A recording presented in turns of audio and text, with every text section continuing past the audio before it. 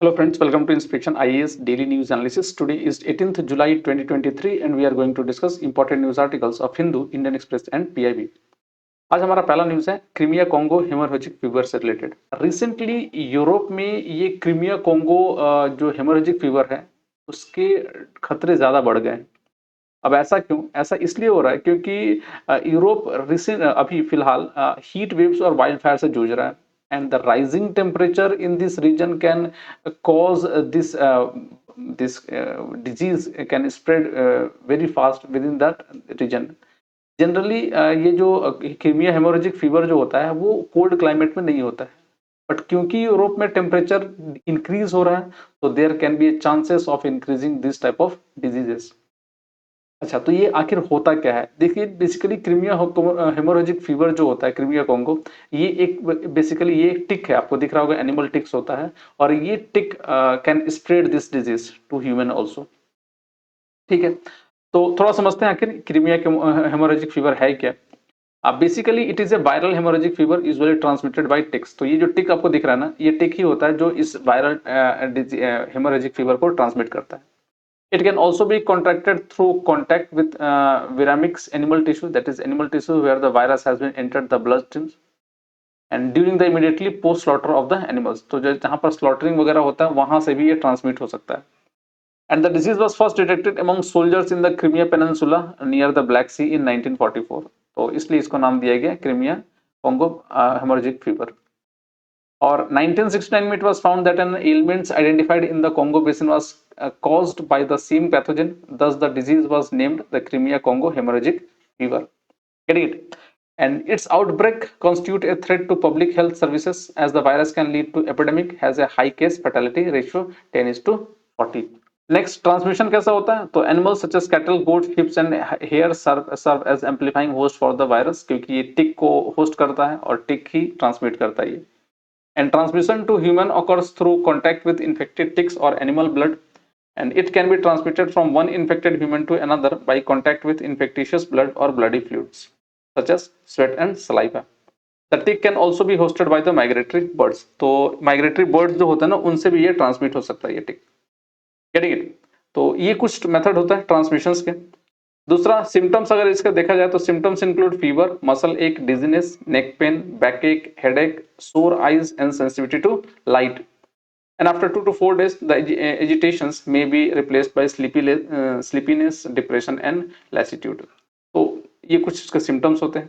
Treatment, generally there is no vaccine for the virus and in either human or animal, and the treatment generally consists of managing symptoms. सिर्फ symptom को ही manage किया जा सकता है, इसका कोई treatment नहीं है।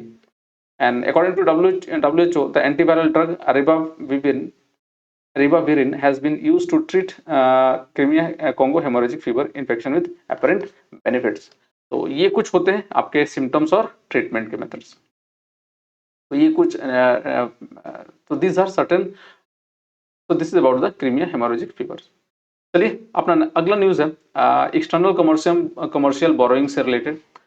Recently, the Reserve Bank of India recently said that agreements for external commercial borrowing signed by corporate India jumped to a massive 12 billions in April-June quarter 2 of 2023, 3 times the level in the year ago period. ठीक है, तो लगभग 3 गुना ज्यादा external commercial borrowings jump किया है या increase हुआ है। तो आखिर ये है क्या, थोड़ा समझते हैं। देखिए, एक्सटर्नल कमर्शियल बोरोइंग्स होता है, it refers to borrowing of funds by the Indian companies from foreign sources से पैसे बोरो किए जाते हैं in the form of loans हो गए, बॉन्ड्स हो गए और अदर फाइनेंशियल इंस्ट्रूमेंट। तो इन सब इंस्ट्रूमेंट के थ्रू उसको बोरो किया था। पर्पस ये होता है, it can be used to finance a variety of purposes including the expansion of business, the acquisition of assets and the repayment of existing डेब्ट। तो इन सब चीजों के लिए कहीं ना कहीं लोन लिए जाते हैं। Source of external commercial boring जो होता है, it can B obtained from A variety of sources including foreign banks, international financial institutions and foreign subsidiaries of Indian companies. ठीक है, तो ये कुछ प्रोविजंस होते हैं यहाँ। दूसरा, ECB can be in the form of रूपी डिनोमिनेटेड लोन्स, या तो पैसे के फॉर्म में, मतलब रूपी डिनोमिनेटेड लोन भी हो सकता है, which are repaid in Indian rupees, और foreign currency denominated loans which are repaid in foreign currency. ठीक है, एंड रेगुलेशन कौन करता है? ECB is subject to regulatory oversight by the RBI, which set limits on the amount of ECB that Indian companies can be obtained and the purpose of what which it can be used. ठीक है, तो वो पैसे कितने लिए जा सकते हैं और कैसे कहां पर यूज हो सकते हैं, ये रेगुलेशंस होता है आपका ECB का, और ये RBI रेगुलेट करता है. Next, company must also meet certain eligibility criteria in order to access ECB, such as minimum credit ratings and डेब्ट इक्विटी रेशियोज. ठीक है, तो ये कुछ प्रोविजंस है. नेक्स्ट अगर देखा जाए तो बेनिफिट्स क्या क्या है? ECB provides an opportunity to borrow large volume of funds and the funds are available for a relatively longer term and interest rates are also lower compare to domestic funds. तो domestic fund से ये कम ही होता है interest rate. ECB are in the form of foreign currency, hence they enable the corporate to have foreign currencies to meet their import of machineries etc. तो ये कुछ बेनिफिट्स होते हैं आपके एक्सटर्नल कमर्शियल बोरिंग्स. इसके संग कुछ रिस्क भी है. जैसे अगर रिस्क के बारे में बात किया जाए तो risk can be range up to, एक तो एक्सचेंज रेट रिस्क होता है, जैसे कि fluctuation in the value of Indian rupees against foreign currency can affect the cost of repaying the loan. अगर फ्लक्चुएट हुआ तो फिर दिक्कत हो जाएगी. एंड सोवरेन रिस्क भी होता है. External commercial boring exposes company to sovereign risk as the ability of a foreign government to repay it's डेब्ट can affect the credit worthiness of foreign lenders. And if a foreign government default on it's डेब्ट, it could have a negative impact on the ability of foreign lenders to repay their loans to Indian companies. ठीक है, तो Indian companies का जो loan है वो थोड़ा दिक्कत हो जाती है. ठीक है, तो ये सोवरेन रिस्क भी होता है अगर गवर्नमेंट ही डिफॉल्ट हो गई तो. एंड क्रेडिट रिस्क क्या है? ECB exposes the companies to credit risk as foreign lenders may not have the same level of protection as domestic lenders in the event of a default. Regulatory risk क्या है? ECB is subject to a regulatory risk as change to government regulations or policies related to ECB can affect the availability and cost of borrowings. तो regulatory risk भी होता है इसमें. तो these are certain risk which is related to the आपका ECB या external commercial borrowings. इससे question आ सकते हैं. UPSC can ask question regarding this external commercial borrowings. तो आपको समझ में आएगा. चलिए अपने अगले न्यूज पे चलते हैं. अगला हमारा न्यूज है बिम्स्टेक से related. Recently the first ever foreign minister meeting of the Bay of Bengal initiative for multi sectoral technical and economic cooperations, that is the BIMSTEC, recently begin in Bangkok. Bangkok में चालू हुआ है इसकी meeting.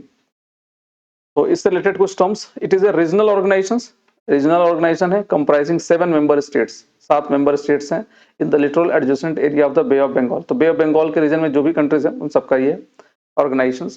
It came into being on 6 June 1997 through the Bangkok Declaration. याद रखिएगा Bangkok Declaration very important. So BIMSTEC is related to the Bangkok Declarations. It constitutes 7 member states, 5 deriving from South Asia, including Bangladesh, Bhutan, India, Nepal, Sri Lanka, and 2 from the Southeast Asia. ठीक है, including Myanmar and Thailand. And इसका secretariat जो है permanent secretariat of BIMSTEC is operational since September 2014 in Dhaka. तो 2014 से ढाका में ही है इसका secretariat.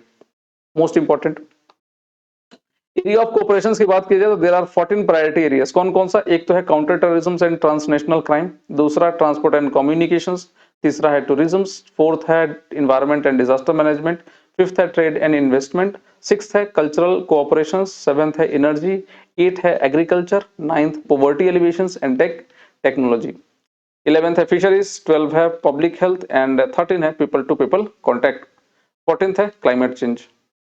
Last, each country take lead in specific areas. India is the lead country in 4 areas, which is counterterrorism and transnational crimes, transport and communications, tourism and environment, along with the disaster management. तो ये कुछ areas of cooperation होता है BIMSTEC में, आपस में जो लोग कोऑपरेट करते हैं. तो this is regarding the BIMSTEC.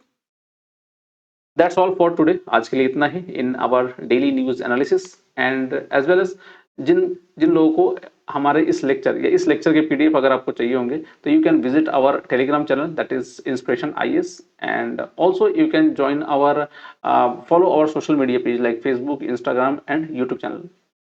We have also started our offline and online foundation batches for both UPSC and other state PCS examinations, both in online and offline format. So for more information, you can call in this number. Alternatively, अगर आप offline classes join करना चाहते हैं तो you can join at this particular center, that is ये आपके centers दिए हुए. For all this inquiry, you can call a single helpline number, that is this one.